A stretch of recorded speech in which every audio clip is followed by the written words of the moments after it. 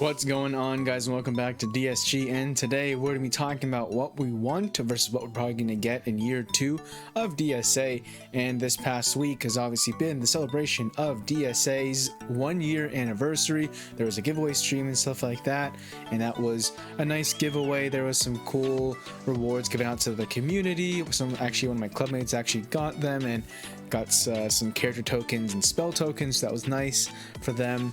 But in all honesty, I understand what they were trying to do, and they did accomplish it. It was just to kind of reminisce and celebrate the 1-year anniversary. They didn't give us much information. For me, it was just too much of patting on the back and not, realizing the entire state of the game. I don't want to say that the state of the game is terrible, but it's not good, because I have friends and people in the community that I know who are walking away from the game because the game feels too much like a chore now. Character releases are just too fast, the content is just not there, and I was kind of hoping for the 1-year anniversary because they did recently do a fireside chat about almost about a month and a half now. I was hoping this 1-year anniversary, yes, they can reminisce on what they accomplished, and they do have a lot of stuff to be happy, to be proud of, the raids and stuff like that, but there are a lot of issues that I'm pretty sure they know about, and they just need to address more. And for me, I just wanted to say a statement saying that they're gonna do it and then actually do it. Like, I just don't want fluff. I just want to see action. I don't even need a fireside chat or anything like that. I just need to see action. Like, here's our game plan. This week we're going to update this, and next month we're going to update this. That's what I want. I don't want like a fireside chat, like speculative. I want hard evidence of that they're going to do something and an actual timeline of dates of what they're going to update.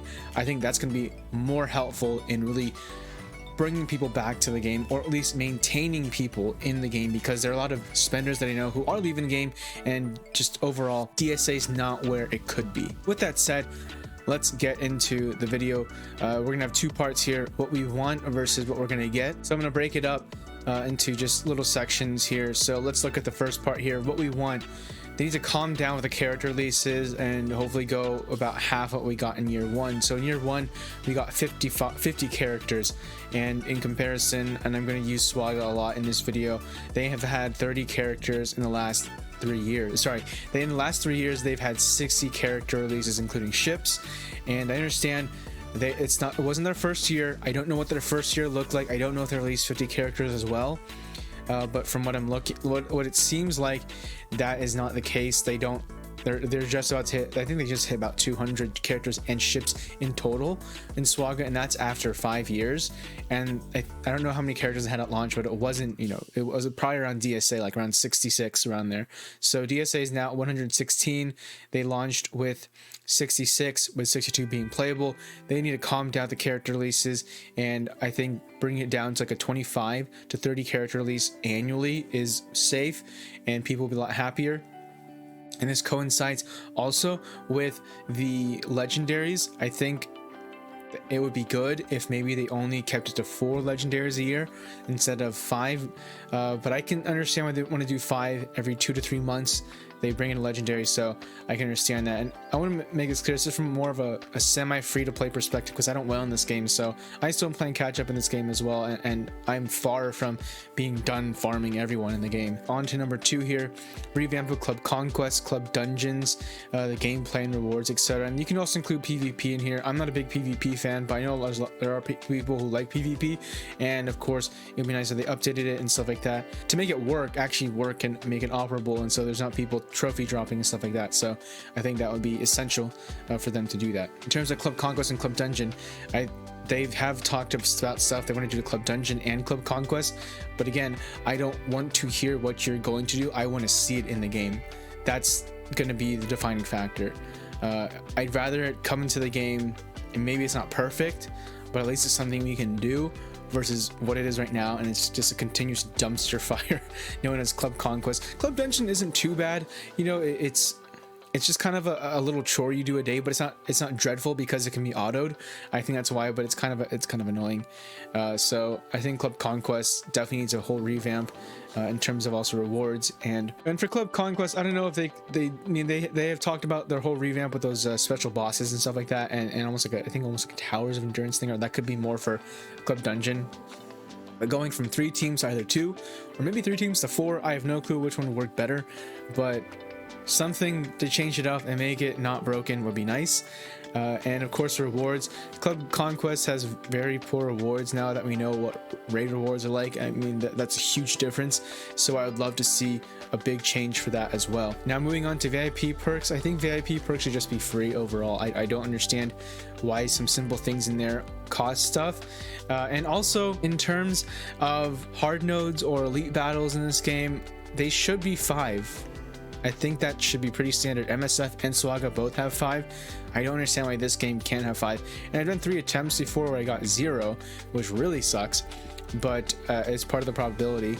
So looking at this, there's some things in VIP that really should, like I said, be free and shouldn't cost you anything. They're just quality of life stuff.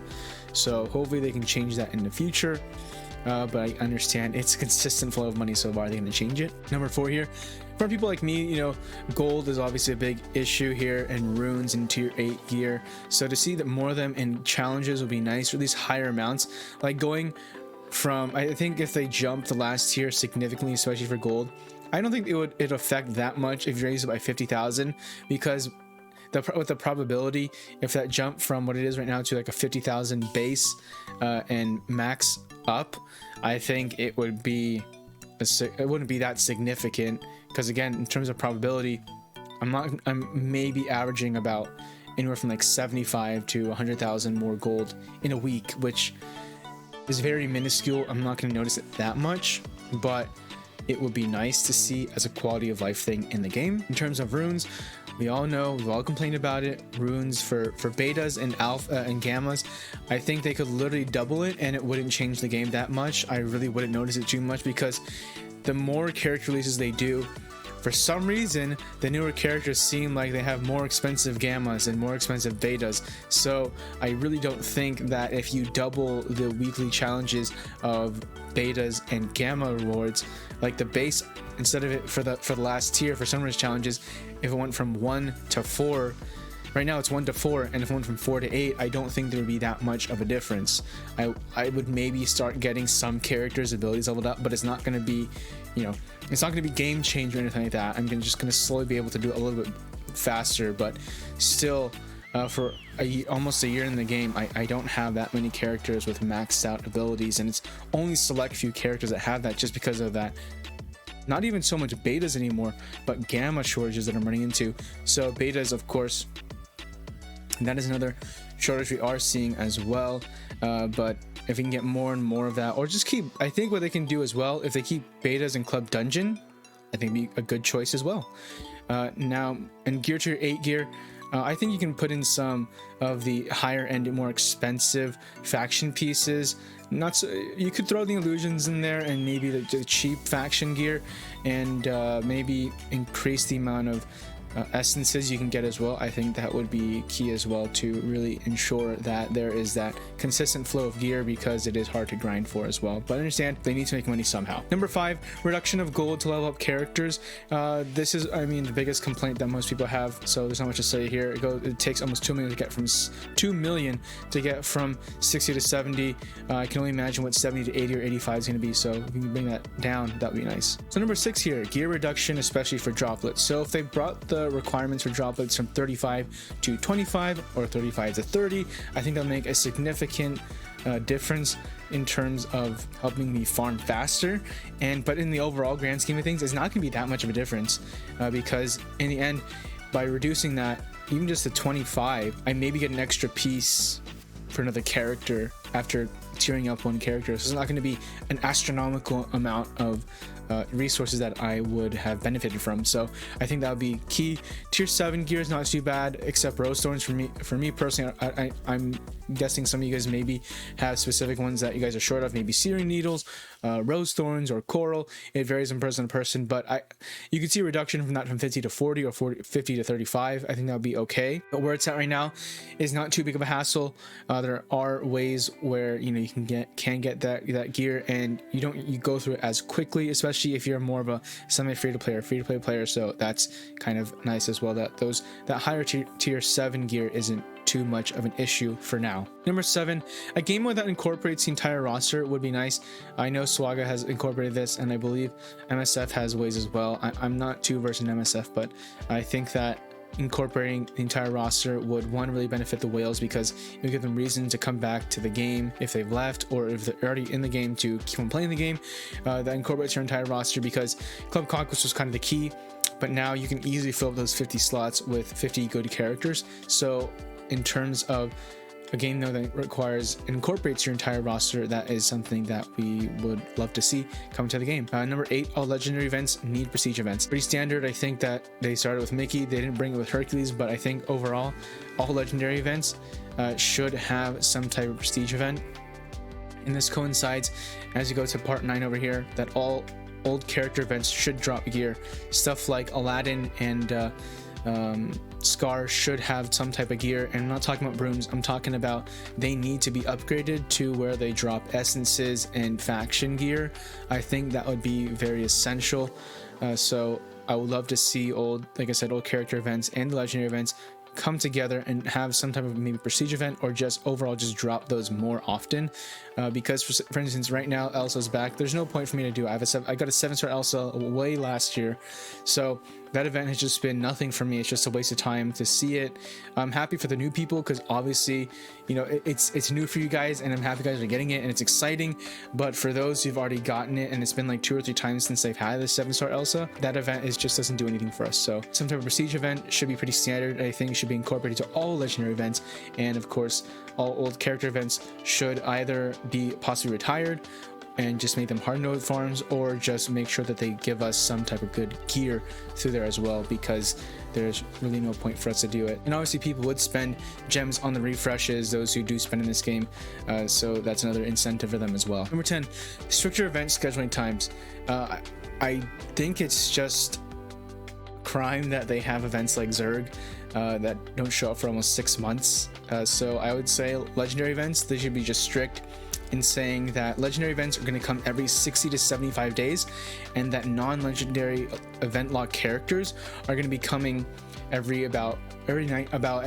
75 to 90 days, and that character towers are going to be rotating in this order, where right now it's Stitch, Triton, Rapunzel, and they're becoming every other week basically. I think that should be a pretty strict standard event schedule timing. I think they need to start overlapping these events more and more in order to keep up with how many events they have now, because there's way more events now obviously, and with Mother Gothel being one of the newest ones, they definitely need to combine those and make them overlap more often. Number 11 here, revamp of many original character kits.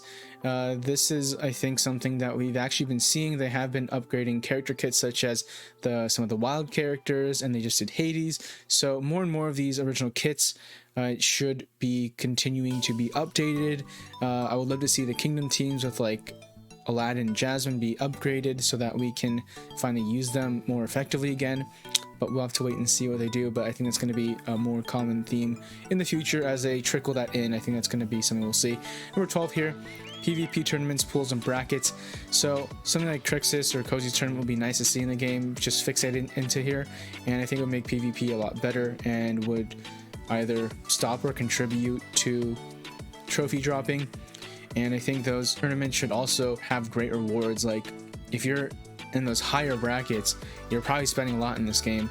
So I would think that 10,000 gems, 50 loyalty tokens, stuff like that are going to be really good rewards, because I remember I was talking to someone about this, but 10,000 gems for a major whale, they can go through that in a couple days or a week. So I think those are really good rewards for those in the really high top brackets, and they kind of scale it down from there. Number 13, request PvP and unranked matches. And so this is just kind of like where you can attack your friends, have, I think, a broader friends list, make it more than 50, so you can attack and have fun with it that way, and not have to worry about doing the 1 2 3 go into battles. So it makes it obviously much easier, and be good for, you know, streams and content and stuff like that for sure in the future. So that'd be good to see if they could incorporate that into the game. Number 14, where are the spells? So I'm not guessing, I'm hoping that they do bring in more spells. The last spell we got was Grandma Tala, a new spell that I can remember, so to see more spells in the game would be awesome, because we desperately need new spells in this game, because they nerfed everything to oblivion, so some of the spells are not even usable anymore.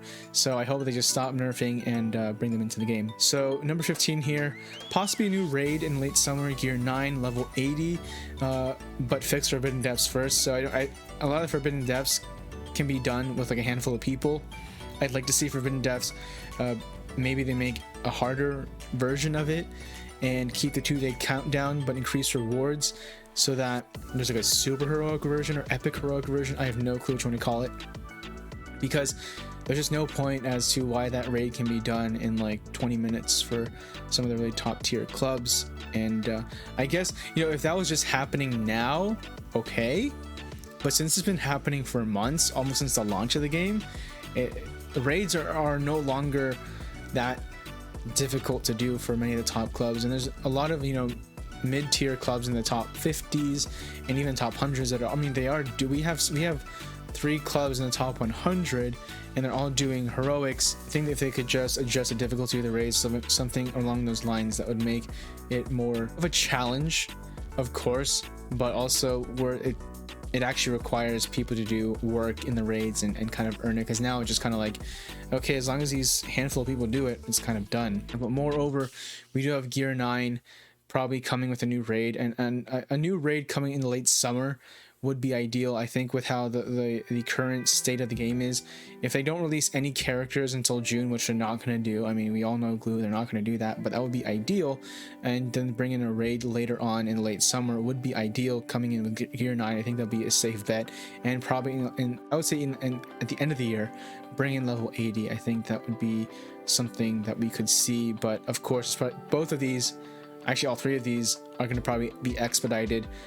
They could possibly bring in a new raid in April, because of the fact that Swaga had a raid, their second raid, 6 months after their first raid launch, so that could be a possibility. Number 16 here, update the turning exchange.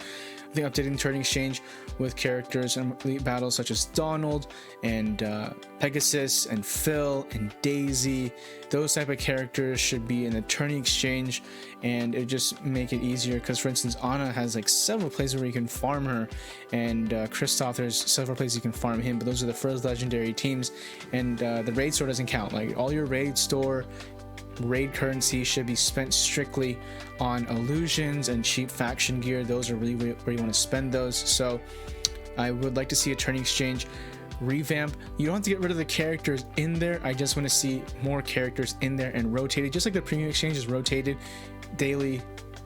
There's no reason why the turning exchange can't be updated every refresh set every 6 hours. So that'd be nice to see, hopefully in the near future. Lastly, but I don't have it here on the list, I would love to see an inventory list, or just an inventory to see exactly, okay, you have 2,000 brooms and you have X amount of essences, or you have this many faction pieces. Because for instance, especially for gear tier 8, I don't have a character who's in the Wilds faction who's tier 7, and I'm trying to get them to tier 8, gear tier 8.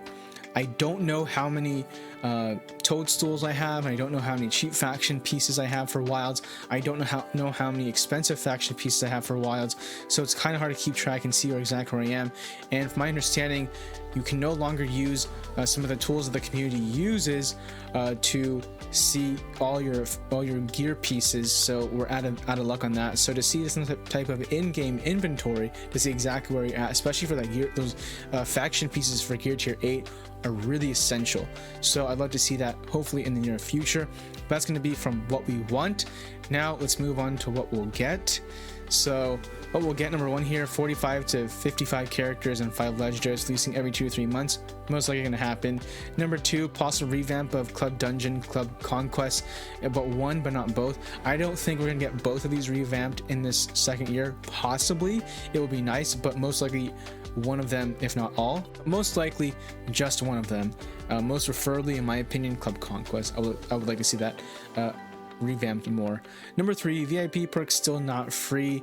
Yeah, the VIP makes the money, so they're not going to change that. It's just a want, of course, but it's never going to change. Number 4, no changes to gold runes gear tier 8 in challenges. I don't really see them changing this. Again, it was just a want, but I don't see them changing it. Number 5, no reduction of gold to level characters. I don't see this happening. Possibly if they introduce level 80 or 85, then you could see it, but I highly doubt it. Number 6 here, no gear reduction, especially for droplets. I mean, this stuff makes them money, so again, they're probably not going to change it. And you can see this trend here. What we want is not what we're going to get, so I'm just going to be completely honest with you guys. Number 7, not likely, but game mode that incorporates the entire roster. I think maybe in year 3 we'll get this, but not in year 2, as there's still new players coming to the game, and they're still expanding the characters and getting a fatter roster for everyone. So maybe in the later half, or maybe for this 2-year anniversary, they'll introduce a new game mode. Who knows what's going to happen with that, but I highly doubt that it's not going to come into this into the game this year. Number 8, possibly existing and new legendary events will receive prestige events, not likely for old, more likely for new.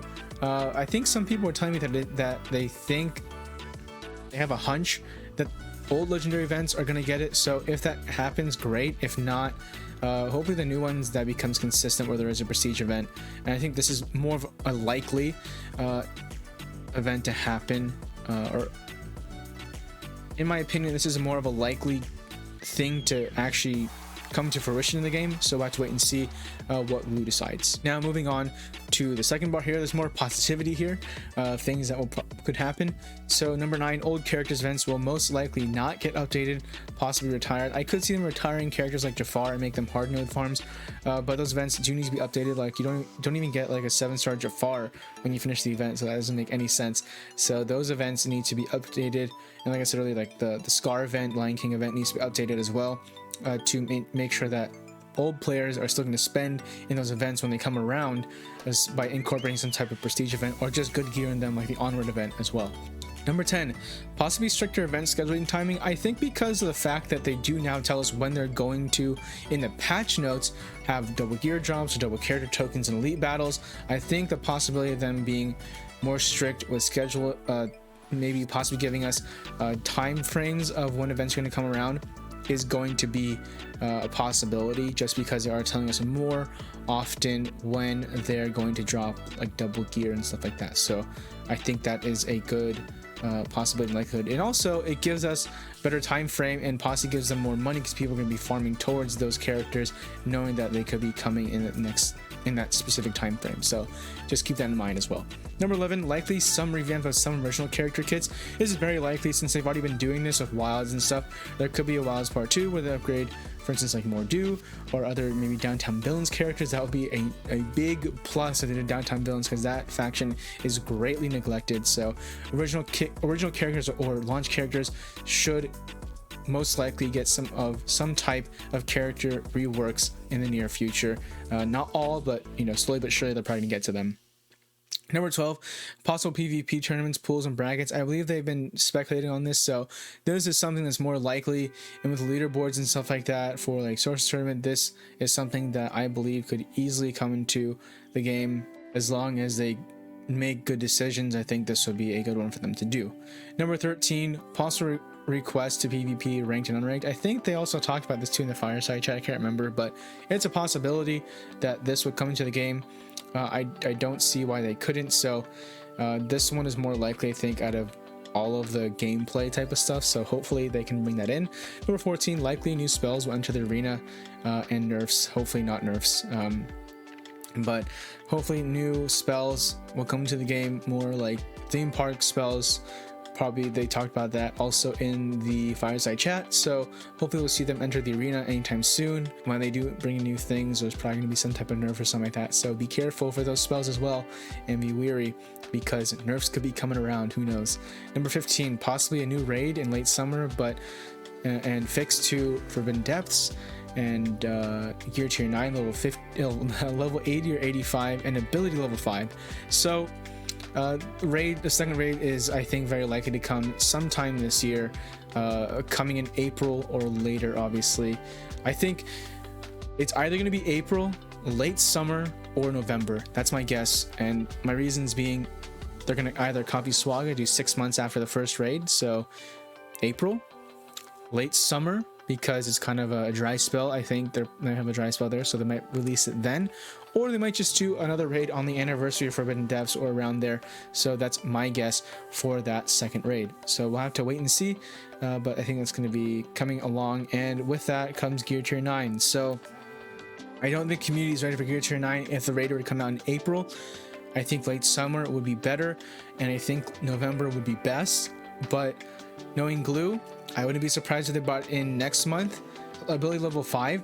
This one could possibly come in, I think, early summer. I think a new set of abilities for the characters is a possibility, and if they copy like every other game, Omegas possibly, or the next tier of abilities coming to the game and ability runes coming to the game, I think is definitely a possibility. So I'll have to wait and see what ability level 5 brings into the game. I don't think we're gonna get a modification system yet this year. I think they're gonna wait till next year, but I could be wrong with that as well. There's another addition there that I forgot. Number 16, a 50-50 chance to update the turn exchange. I think since they just updated the token exchange, this is a higher possibility to happen, and I think if they follow what I just said, like where you can just filter through or rotate the characters, that's all you have to do.